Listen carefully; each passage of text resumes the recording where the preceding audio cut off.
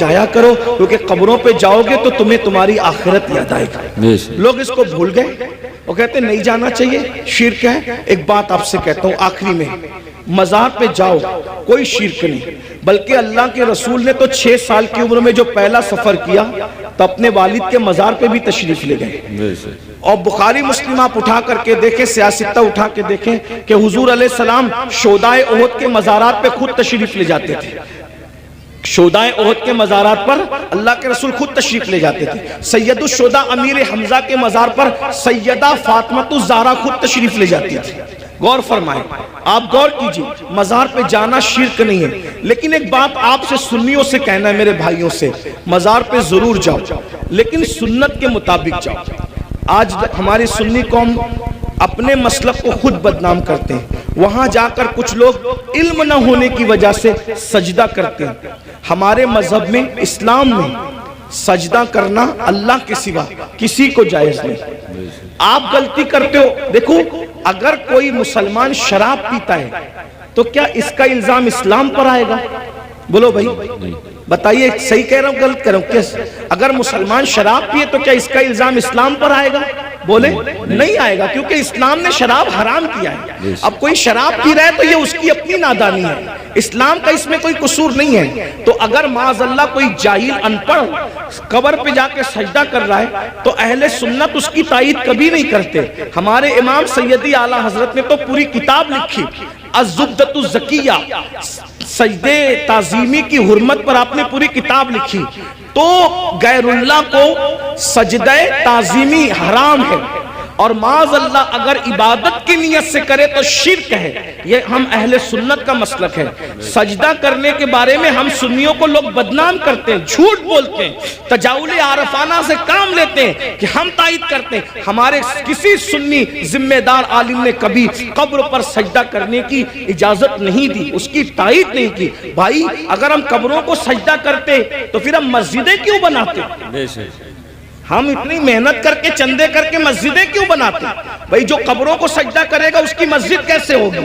ہماری مسجدیں ہیں، اور آج بھی اتنی گنڈا گردی لوگوں نے کی ہمارے ساتھ، آج بھی پورے ملک ہندوستان میں نہیں بلکہ پوری دنیا میں سب سے زیادہ اگر کسی کی مسجدیں ہیں تو وہ صرف اور صرف ہم اہل سنت و جماعت کی مسجد۔ بے شک، سبحان اللہ۔ اتنی مسجدوں پر قبضہ کیا، ناجائز قبضہ کیا، چھینا، پھر بھی سب سے زیادہ مسجدیں ہماری ہیں۔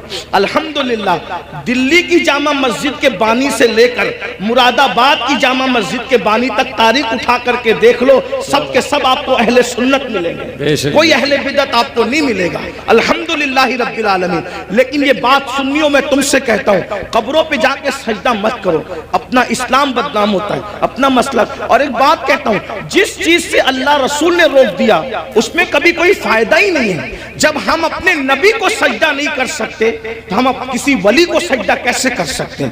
ہم کسی پیر کو سجدہ، آپ کو میری بات بری لگے گی تو معاف کرنا، لیکن یہ میں آپ کی آخرت کے لیے کہہ رہا ہوں۔ آپ سوچیں گے نہیں ہمیں تو فلاں نے بتایا۔ ایک بات میں آپ سے کہہ دوں، آپ کس کے مرید ہیں؟ آپ کہیں گے میں قادری سلسلے میں مرید ہوں، کوئی آپ کہیں گے میں چشتی سلسلے میں مرید ہوں، کوئی کہے گا میں نقشبندی سلسلے میں مرید ہوں، کوئی کہے گا میں سہروردی سلسلے میں مرید ہوں، کوئی کہے گا میں مداری سلسلے میں مرید ہوں، کوئی کہے گا میں وارسی سلسلے میں مرید ہوں، کوئی کچھ۔ سب سلسلے جو حق ہے، جتنے بھی سلسلے حق ہیں، سب سلسلے ہمارے سر اور آنکھوں پر ہیں۔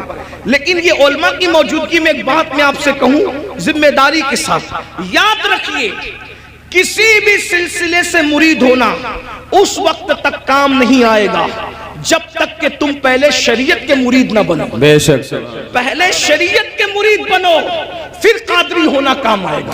پہلے شریعت کے مرید بنو پھر چشتی ہونا کام آئے گا۔ پہلے شریعت کے مرید بنو پھر نقشبندی ہونا کام آئے گا۔ پہلے شریعت کے مرید بنو پھر سہروردی ہونا کام آئے گا۔ اگر شریعت کے مرید نہیں بنے تو نہ غوث پاک بنا دیں گے، نہ غریب نواز بنا دیں گے، نہ شاہ نقشبند بنا دیں گے، نہ شاہ سہرورد بنا دیں گے، لٹکتے رہ جاؤ گے، برباد ہو جاؤ گے، کیونکہ یہ سارے بزرگوں نے شریعت کے لیے ہی اتنی بڑی بڑی قربانیاں دی۔ اگر غوث پاک گیلان چھوڑ کر بغداد آئے تو صرف تحفظ شریعت کے لیے آئے۔ یہ غریب نواز اپنا وطن چھوڑ کر، بلکہ مدینہ منورہ کے مدرس تھے غریب نواز، 3 سال مسجد نبوی میں حدیث کا درس دیا. اگر یہ سب کچھ چھوڑ کر کے ہندوستان آئے شریعت کے تحفظ کے لیے, اسلام کی خاطر آئے, ورنہ اور کیا لالچ تھی ان کو؟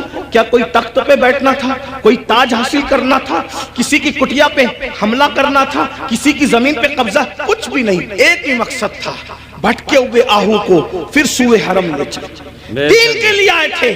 اس لیے اللہ کو اپنی مرضی سے راضی مت کرو, اللہ کو اللہ کے بنائے ہوئے قانون سے راضی کرو. اللہ کو اللہ کی مرضی سے راضی کرو.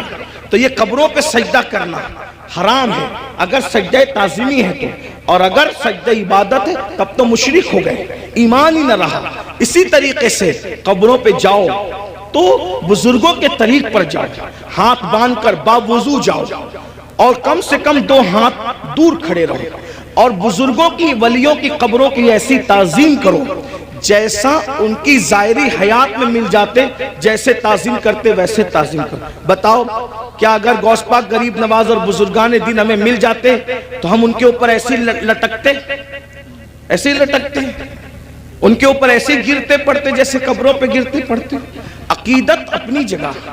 بلکہ آپ کو کہتا ہوں رسول اللہ کی مزار انور کو دیکھا تو سیدی اعلیٰ حضرت پکار اٹھتے, پیش نظر وہ نو بہار, پیش نظر وہ نو بہار, مگر سجدے کو دل ہے بے قرار. عاشق تھے نا, عاشق تھے نا, یار کا جلوہ دیکھا وہ کہنے لگے سجدے کو دل ہے بے قرار. مگر عاشق ہو کر بھی ادب کا دامن ہاتھ سے نہ چھوٹے, شریعت کا دامن ہاتھ سے نہ چھوٹے. فوراً کہتے ہیں مگر کیا کروں, روکیے, سر کو روکیے. ہاں یہی امتحان, کیا بات ہے, یہ امتحان ہے ہمارا. اس لیے اب ایک بات کہہ دوں, کڑوی لگے تو معاف کرنا, جن کو سجدہ کرنا حرام ہے وہاں جا کے سجدے کرتے ہو, اور جس کو سجدہ کرنے کا حکم ہے اس کو سجدہ نہیں کرتے. دیکھ لیں ہماری قوم کا حال دیکھیں, جو 700 مرتبہ پورے قرآن میں کہے کہ مجھے سجدہ کرو, اس کو سجدہ نہیں کر رہے, اور جس کو سجدہ کرنا حرام ہے وہاں جا کے نادانی دیکھو. علم نہیں ہے نا, یہ جہالت, ان پڑھ پڑھ. یہ علم نہ ہونا ساری گندگی کی جڑ ہے. اس لیے علم حاصل کرو, اپنے بچوں کو بھی علم کے قریب لاؤ. اتنا علم اپنے بچوں کو دے دو. میں نوجوانوں سے کہتا ہوں جتنا علم حاصل کرنا علم دین ہر مسلمان پہ فرض ہے, اتنا علم سیکھیے, اتنا علم سیکھیے, آپ پہ فرض ہے جتنا. نماز کا, روزے کا, حج کا, زکوٰۃ کا, نکاح کا, طلاق کا, یہ سب علم سیکھیے. اور ساتھ ہی ساتھ دنیاوی ایجوکیشن طے کیجئے کہ کم سے کم ہمارا ہر بچہ بچی گریجویٹ ہونا چاہیے. اس سے کم ہمیں نہیں پڑھانا ہے, چاہے اس کے لیے ہمیں نوکری کرنا پڑے, 8 گھنٹے کی بجائے 12 گھنٹے محنت کرنا پڑے. علم کی طرف پیش رفت کرو. اور یہ صرف جلسوں کی حد تک نہیں, عہد کر کے اٹھو کہ مجھے, ہمارے ماہریرہ کے مشائخ نے اعلان کیا آدھی روٹی کھائیں گے, بچوں کو پڑھائیں گے. اگر آدھی روٹی کھانا پڑے تو کھاؤ, اپنے بچوں کو پڑھاؤ. اگر عید پہ کپڑے نہیں بنتے تو نہ بنے, لیکن بچوں کی فیس ہمیں ضرور بھرنا ہے. اچھے سے اچھے اسکول میں ان کا داخلہ کرانا ہے, اچھے سے اچھے اسکول میں ان کو جو ہے وہ ایڈمیشن ان کا کروانا ہے, اور ان کو اعلیٰ تعلیم دلانا ہے. اگر ہندوستان کا مسلمان صرف 1 دہائی 10 سال ایجوکیشن پہ محنت کر لے, 10 سال, ملک کے حالات بدلیں. ایک شخص کہہ رہا تھا کہ ہم اپنی قوم کے ہاتھ میں تلوار دیں گے. میں نے کہا تم جو چاہے کرو, ہم تمہیں کچھ نہیں کہتے, لیکن ہم اپنی قوم کے ہاتھ میں تلوار نہیں دیں گے. ہم مسلمان اپنی قوم کے ہاتھ میں تلوار نہیں دیں گے, ہم اپنی قوم کے ہاتھ میں قلم دیں گے. قلم, جس کو تلوار دینا ہے وہ دے, تم جانو, تمہارا کام جانو. لیکن مسلمانوں سے ہم ہر جلسے میں اپیل کرتے ہیں کہ ہم اپنے بچوں کے ہاتھ میں تلوار کیا, ہم تو گلیل بھی دینا نہیں چاہتے. آج کی تاریخ میں ہم قلم دینا چاہتے ہیں. یاد رکھنا, تلواریں اٹھتی ہے تو گردنیں کٹتی ہے, اور جب قلم اٹھتا ہے تو غربت کٹتی ہے. جب قلم اٹھتا ہے کمزوریاں کٹتی ہے. قلم اٹھتا ہے دشمن زیر ہوتے ہیں. قلم اٹھتا ہے انقلاب آتا ہے. میرے نبی قلم اور کتاب لے کر کے آئے تھے, اس لیے کوئی بچہ ان پڑھ نہ رہنے پائے. جو کچھ ہوا, اور جو بچے 10ویں 12ویں پڑھ کے ڈراپ آؤٹ ہو گئے, ہٹ گئے, ان سے میں کہتا ہوں آج گھر بیٹھ کر کے بہت سارے کورسز کیے جا سکتے ہیں. اس لیے موبائل میں گیم کھیل کر وقت ضائع کرنے کی بجائے، ادھر ادھر بیٹھ کر اس کے اوٹے پر اس کے نکڑ پہ بیٹھ کر وقت ضائع کرنے کی بجائے، بچیوں سے بھی کہتا ہوں اگر 10ویں 12ویں پڑھ کر کے چھوڑ دیا ہے تو بہت سارے ایسے آج کورسز ہیں کہ گھر پہ بیٹھے بیٹھے آپ تعلیم حاصل کر سکتے ہو۔ لاک ڈاؤن کے اندر میں بھی جو ہے وہ 11ویں پڑھ کے میں نے چھوڑ دیا تھا۔ میرے 11ویں پڑھ کے چھوڑنے کا واقعہ بھی ایک عجیب سا ہے۔ اصل میں سنی دعوت اسلامی کے ماحول میں تھا۔ میں 11ویں میں جب جونیئر کالج میں میرا ایڈمیشن ہوا، ماں باپ کی تمنا تھی کہ اس کو ٹیچر بنائیں گے، تو خاص طور پہ امی کی تمنا تھی اس کو ٹیچر بنائیں۔ میں جیسے کالج جونیئر کالج میں نے قدم رکھا تو دیکھا کہ لڑکے اور لڑکیاں ساتھ پڑھتے ہیں اور بے پردہ ہیں، اور 11ویں پہنچنے کے بعد سب بالغ ہو گئے۔ تو اتنا شعور نہیں تھا مجھے، لیکن اتنا تو تھا کہ لڑکیوں کے ساتھ نہیں بیٹھا جا سکتا بے پردہ۔ تو میں نے ٹیچر سے کہا، کلاس ٹیچر سے، عبدالعزیز سر ہمارے تھے، میں نے کہا کہ لڑکیوں کے ساتھ تو بیٹھنا ناجائز ہے۔ وہ ہنسنے لگے، بولے حیرت ہے اس دور میں ایسی بات کوئی کرتا ہے، تو پاگل تو نہیں ہوا؟ میں نے 1 مہینے تک کے یہ بات کرتا رہا۔ آخر ہمارے پرنسپل نے کہا ایسی بات نہیں۔ میں نے کہا یا تو ڈیوائیڈ کر دیں یا تو پھر ہم چلے، اور میں نے جو ہے وہ پھر اس کے بعد چھوڑ دیا۔ میرے سر میرے گھر تک آئے، اتفاق سے وہ میرے ابا کے بھی کلاس ٹیچر رہ چکے تھے، میرے بھی ایک ہی اسکول میں، ہمارے ابا نے بھی پڑھا ہم نے بھی پڑھا۔ تو وہاں پر وہ آئے، کہا کہ ابا، وہ کہا کہ تیرے بیٹے کو سمجھا کہ یہ پاگل تو نہیں ہوا ہے؟ میں نے کہا کچھ بھی ہو میں نے نہیں پڑھنا، شریعت نے منع کیا، حالانکہ آپ ایسا نہیں کرنا۔ علماء سے آپ پوچھنا، علماء آپ کو بتائیں گے حالات کے تحت معاملات ہوتے ہیں، لیکن اس وقت ماحول ایسا تھا ہمارا سنی دعوت اسلامی کا ماحول، تقوی کا، پرہیزگاری کا۔ اب تو ہم متقی نہیں ہیں، وہ پرہیزگاریاں ہی نہیں ہیں، لیکن بہرحال تو وہ ماحول تھا تو ہم نہیں گئے پھر۔ لیکن میرے عزیز ساتھی، میرے بڑے بھائی کی طرح، وہ بھی ایک اسکول کے پرنسپل ہے اور ہماری سنی دعوت اسلامی کے رکن شورا ہیں، قاری رضوان خان صاحب، اس نے کہا کہ پڑھ لے بھائی ورنہ ایسے ہی رہ جائے گا۔ میں نے کہا اگر میں اچھی نیت سے اللہ کی شریعت کے لیے چھوڑ رہا ہوں تو اللہ اس کا صلہ مجھے دے گا، اور اللہ نے مجھے صلہ یہ دیا کہ آج میں ایک English medium school and junior college کا چیئرمین ہوں الحمدللہ، اور تقریباً 50 ٹیچرز جو ہے وہ اس وقت کم و بیش الحمدللہ جو ہے وہ ہمارے انڈر میں کام کرتے ہیں۔ یہ کرم ہے، مجھے یہ یقین ہے شریعت کا دامن جس نے پکڑا ہے تو اللہ نے اس کو کبھی ذلیل نہیں ہونے دیا، رسوا نہیں۔ لیکن بہرحال پھر مجھے احساس تھا کہ میں پڑھ نہیں سکا، پھر میری پوری توجہ دینی تعلیم کی طرف ہو گئی۔ ویسے میں 7th اور 8th سے میں جو ہے وہ عالم کورس کی طرف چلا گیا تھا، لیکن میں نے سوچا کہ پوری توجہ 11ویں کے بعد اسی پہ مرکوز کر دی جائے، اسی طرف میں نے توجہ رکھی۔ لیکن پھر مجھے احساس تھا کہ میں نے دنیاوی تعلیم کو بھی آگے بڑھا، تو لاک ڈاؤن کا فائدہ اٹھاتے ہوئے پھر میں نے MA کے اندر ایڈمیشن لیا ابھی، ہاں الحمدللہ، ہاں، اور اس کے پہلے ایگزام میں شرکت کا پروگرام تھا اور اس کی تاریخ اور حج کی تاریخ سیم ہو گئی تو نہیں دے سکا، لیکن بہرحال میں نے اس طرف پیش رفت کی، اور انشاءاللہ تو آپ سے بھی میں کہتا ہوں، میں یہ آپ کو ہی کہہ کے جا رہا ہوں نہیں، میں آپ سے، میں نے خود بھی اس پر عمل کیا ہے الحمدللہ، اور میں انشاءاللہ تعالیٰ اس کی کوشش کروں گا کہ 1 سال میں اس کی تکمیل کروں جو رہ گیا ہے۔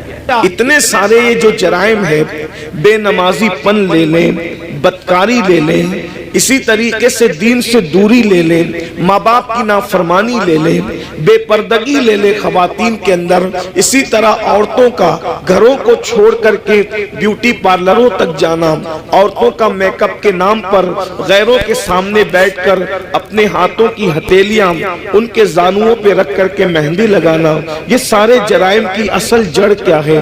تو مجھے جو سب کچھ سمجھ میں آتا ہے مختصر میں وہ یہ کہ ہماری قوم کے پاس جو علم ہونا چاہیے، جو ایجوکیشن ہونا چاہیے، جو معلومات ہونی چاہیے، وہ ان کے پاس نہیں ہے۔ ہماری قوم بے راروی کا جو شکار ہے، اس کی سب سے بڑی وجہ یہ ہے کہ ان کے پاس علم نہیں ہے، ان کے پاس تعلیم نہیں ہے۔ یاد رکھیے ساری برائیوں کی جڑ علم کا نہ ہونا ہے، تعلیم کا نہ ہونا ہے۔ جب بھی کسی قوم کے پاس علم نہیں ہوتا تو وہ قوم بے راروی کا شکار ہوتی ہے۔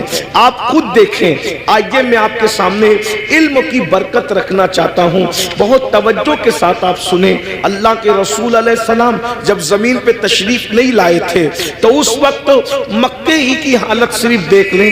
ابھی میں پوری دنیا کی بات نہیں کرتا، ابھی پوری دنیا کا ذکر نہیں کرتا، صرف ایک شہر مکہ المکرمہ کا ذکر کرتا ہوں۔ ذرا غور کریں، مکہ المکرمہ کون سا شہر ہے جسے قرآن کہتا ہے وَمَن دَخَلَهُ كَانَ آمِنًا، کہ جو اس میں داخل ہو گیا وہ امن میں آ گیا۔ امن والے شہر کو کتنی گنڈا گردی کا سامنا تھا، اللہ اکبر۔ جو شہر امن والا تھا، جو شہر حرم ہے، جہاں کی گھاس اکھاڑنے کی اجازت نہیں، جہاں کے جانوروں کو ستانے کی اجازت نہیں، جہاں جانور سائے میں بیٹھ جائے تو اس کو اٹھانے کی اجازت نہیں، جہاں جانور کو دھمکانے کی اجازت نہیں، جہاں جانوروں کے جنگلی جانوروں کے انڈوں کو توڑنے کی اجازت نہیں، اللہ اکبر، جہاں اللہ اکبر اہل احرام پر حرم میں شکار کرنے کی اجازت نہیں، ایسے حرم کے اندر لوگ اپنی بیٹیوں کو اپنے ہاتھ سے زندہ دفن کر رہے تھے۔ حدود حرم کے اندر، بالکل حرم کے سامنے، ایک تو حرم وہ ہے، ایک تو حرم وہ ہے جس کو اللہ و رسول نے حرم کے طور پر حدود مقرر کی ہے، لیکن ایک تو مسجد حرام ہے، یعنی حرم میں بھی جو بہت اعلیٰ درجہ رکھے اسے مسجد حرام کہتے ہیں۔ بالکل مسجد حرام کے سامنے اپنی بیٹیوں کو اپنے ہاتھوں سے زندہ دفن کر رہے تھے۔ اللہ اکبر، مائیں اپنے بچوں کو گود میں شراب پلا رہی تھی، جیسے آج بچے نہیں سوتے تو ماں نیند کی دوا پلاتی ہے، اس دور میں جب اللہ کے رسول تشریف نہ لائے تھے تو مائیں اپنی گود میں اپنے بچوں کو شراب پلایا کرتی تھی۔ زنا کا حال یہ تھا، اگر زنا کرنے کوئی عورت نہیں ملتی تو لوگ اپنی ماؤں کے ساتھ زنا کر لیا کرتے تھے۔ اتنی گندگی تھی کہ ایک ایک عورت کئی کئی مردوں کے ساتھ اپنا رشتہ اور تعلق رکھا کرتی تھی۔ اللہ اکبر، ذرا غور کریں، اس گندے ماحول میں جبکہ جانوروں کے ساتھ بدکاری ہو رہی ہے، ماں کے ساتھ بدکاری ہو رہی ہے، ماں کی گود میں شراب پلائی جا رہی ہے، اللہ کے گھر پہ 360 بت رکھ دیے گئے ہیں، ننگے ہو کر کعبے کا طواف کرتے ہیں، عورتوں کو منحوس سمجھتے ہیں، بیواؤں کو منحوس سمجھتے ہیں، بیواؤں کے ساتھ بدسلوکی کرتے ہیں، کمزوروں پہ ظلم کرتے ہیں، کمزوروں کا مال کھا جاتے ہیں۔ جب اللہ کے رسول تشریف لائے، اللہ کے رسول علیہ السلام نے اتنا گندا ماحول دیکھا تو ماحول دیکھنے کے بعد حضور علیہ السلام نے ان کے سامنے نماز کی بات نہیں کی۔ ذرا میں توجہ چاہتا ہوں آپ سب کی، اہل منبر کی بھی توجہ چاہتا ہوں، ذرا غور کریں ماحول کتنا بگڑا ہوا تھا۔ حضور علیہ السلام نے پہلے دن نماز کی بات نہیں کی، پہلے دن روزے کی بات نہیں کی، پہلے دن حج کی بات نہیں کی، پہلے دن زکوٰۃ کی بات نہیں کی، پہلے دن صدقے کی بات نہیں کی۔ اتنے گندے ماحول میں اللہ کے رسول جو سب سے پہلا حکم لے کر کے آئے وہ کیا تھا؟ اتنے گندے ماحول میں سب سے پہلا جو حکم لائے وہ کیا تھا؟ تو قرآن کہتا ہے اقرا بسم ربک الذی خلق خلق الانسان من علق۔ اللہ اکبر، اندازہ فرمائیں اس گندے ماحول کے اندر حضور سب سے پہلے علم کی بات لے کر آئے، پڑھو لکھو پڑھو لکھو، کیونکہ حضور جانتے تھے جس دن ان کو پڑھنا لکھنا آ گیا اس دن ان کی زندگی بدل جائے گی۔ اور اللہ کے رسول علیہ السلام اللہ کی کتاب لے کر کے آئے، اللہ کے رسول ہمارے نبی کتاب لے کر آئے، ہمارے نبی صاحب کتاب نبی ہے، صاحب کتاب پیغمبر ہے، صاحب کتاب رسول ہے۔ اور کون سی کتاب لائے؟ اسے قرآن کہا جاتا ہے۔ قرآن کو قرآن اس لیے کہا جاتا ہے کہ کوئی کتاب اتنی نہیں پڑھی گئی جتنا قرآن پڑھا گیا ہے، اور جتنا قرآن پڑھا جائے گا اتنی کوئی کتاب پڑھی نہیں جا سکتی۔ یہ چیلنج ہے، یہ قرآن کا معجزہ ہے کہ دوست تو پڑھیں گے، اس کو دشمن بھی پڑھتے نظر नजर आएंगे। ये कुरान है, हुजूर कुरान ले करके आए। अब बताओ हुजूर ने किस कौम को पढ़ाया?